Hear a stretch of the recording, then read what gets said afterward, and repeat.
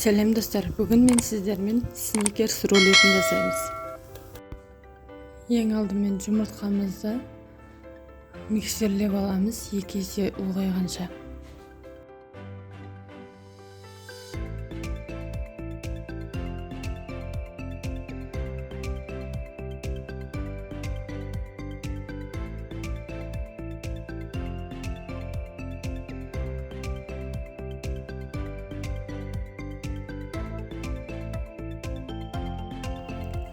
Үстіне қантымызды қосып, тағы да миксерлейміз.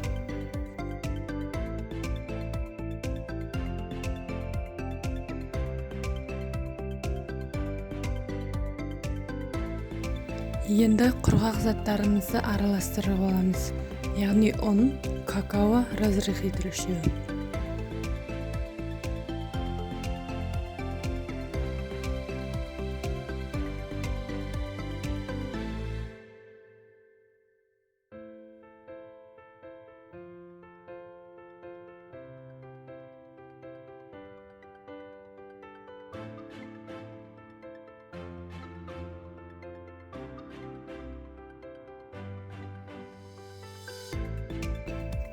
Үстіне сұйық майымызды құйып жүреміз.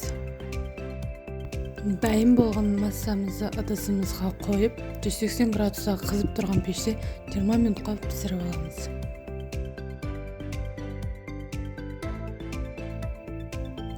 Піскендігін өздеріңіз тексеріп көрсеңіздер де болады.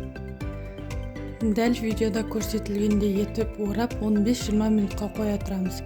Ол арада біз вареный сгущенкамызға жаңғағымызды қосып араластырып аламыз. Енді арасына крем дайындаймыз. Яғни мен сливкиге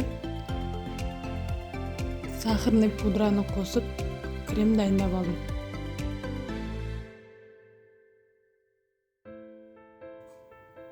Оралып тұрған рулетімізді ашып, арасына бірінші кремімізді жағып аламыз.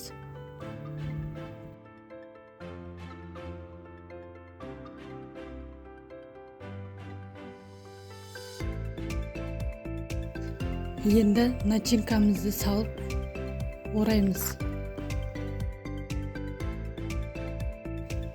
Достар, осымен біздің рулетіміз дайын.